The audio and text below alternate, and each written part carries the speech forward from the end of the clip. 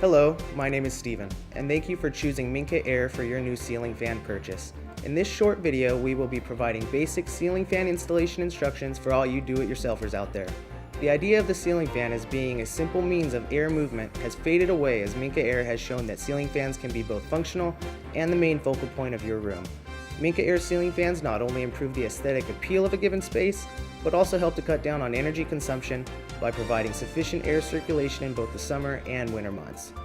After viewing this video, you will find that the actual assembly and installation of your ceiling fan is fairly easy. The tools you'll need are very basic. You will need a wire stripper, screwdriver, and voltage tester.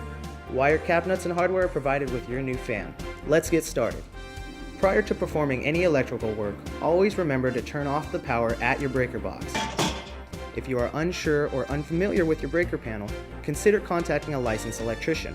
Also, as an added precaution, be sure to turn any switches in your room to the off position. Take a moment to identify the wiring in your home. Most homes will have a standard black hot wire, white neutral, and green or bare copper ground wire. If you are unsure as to which wire is which, we strongly recommend using a voltage tester or consulting a qualified electrician. If you have two switches at your wall that control this ceiling location, you may have an additional black or red wire. This additional wire will be discussed later in the video.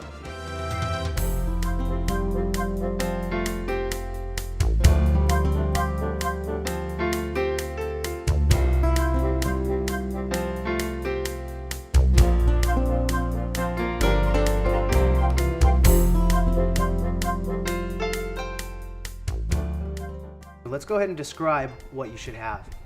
First and foremost, you're going to have your motor assembly. Next, you're going to have your blade arms. Your blades are going to attach to these arms are going to attach to your motor. Next, depending on your fan, you should have a switch cup plate. This is used to attach any light kit or pull chain switching assembly. Also, depending on the fan, you may have a top motor cover. Some fans come with this pre-assembled. As with the case with this fan, it is not. It'll be added during installation. You'll also have your mounting hardware. You'll have screws to attach your hanging assembly to the ceiling, to finish your wiring connections, to attach your blades and arms, and your pull chain for your fan speeds. Your fan blades are laid out and packaged by weight to prevent balance or wobbling problems.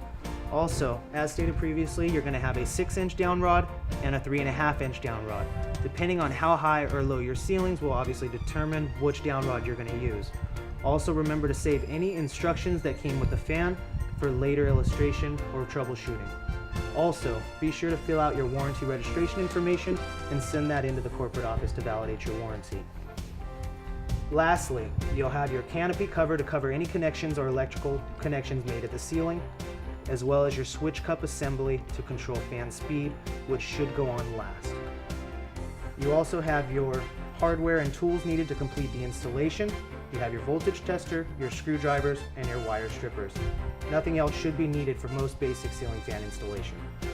Prior to installing your fan, there's a few steps that need to be taken on the table prior to hanging. You're going to start by choosing the down rod length needed depending on your ceiling height. Again, your fan is included with a 6 and a 3.5-inch rod. In this case, we're going to go ahead and use the 6-inch rod.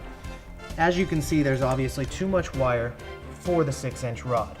Rather than thread the entire 6 feet of wire through the rod, we're going to go ahead and make our cut prior to attaching the rod to the fan body.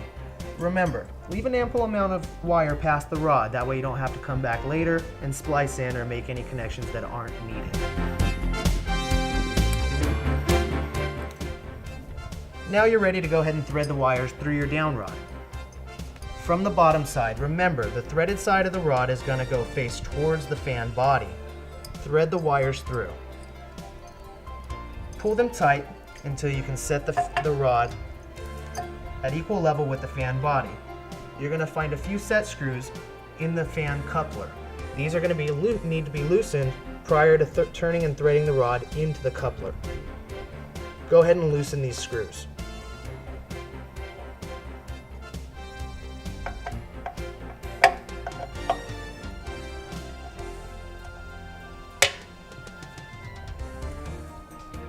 Once these are loosened, you'll be able to thread the fan down rod into the coupler. you'll notice that the rod has a hole for a cross pin and hitch pin. This keeps the rod assembly stationary when the fan is running.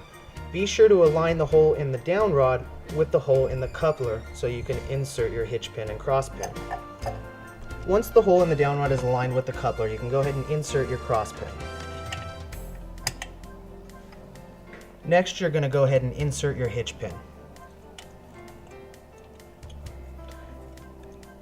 Next, you're going to go ahead and tighten the set screws that you previously loosened. You don't need to over tighten these screws, they just need to be taut. After your cross pin and hitch pin are in place and your set screws have been tightened, you're going to need to place the motor housing cover on top of the motor, as well as pre-install the canopy so once you've hung the fan you can cover your connections. To remove the ball, you're going to go ahead and loosen the set screw on the side of the hanger ball. Again, this set screw does not have to be removed. The ball will slide freely down the down rod to expose an additional cross pin. Go ahead and remove this cross pin and remove your down rod, your hanger ball.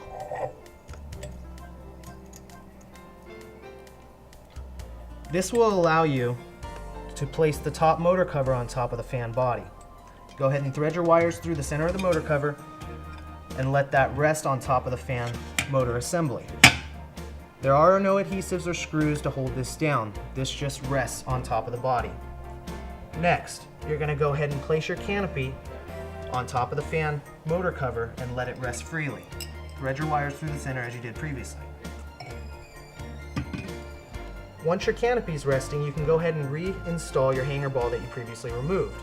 Again, thread the wires through your hanger ball and let it rest freely. To reinstall and retighten the hanger ball, you're going to reinsert your cross pin.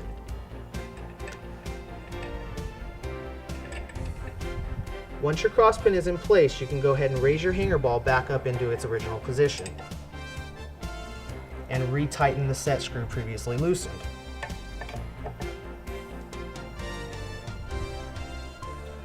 Now you're ready to hang your fan.